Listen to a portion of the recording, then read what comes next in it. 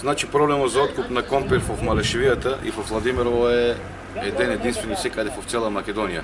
Проблемот е што се увози компир од европските земји или ние не знаеме, од дека не интересира.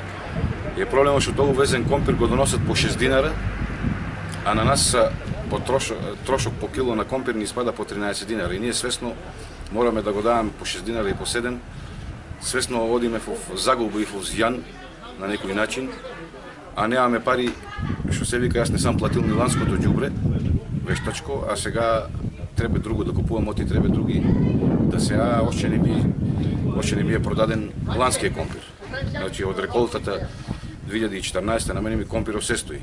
Имам 30 тона компир, значи тука во село Владимирово, на атаро на село Владимирово, и не сам само јас, значи има многу земјоделци што имаат по 30, по 20, па има свет што имаа и по 100 тона компир. И што ќе му правите на тој компир? Што ви преостанува да му правите? Тој компир преостанува ни като полани што се деси, да го истуриме во Брегалница, па и там да не казнат по 50 евро, че го истуриме в Брегалница или мора да го однесеме на депонија.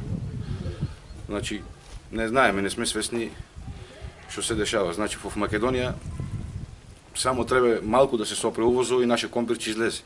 А сега наше компир стои тука во Владимирово, Дворишче, Русиново, цела Малешевија има многу так компир, се стои.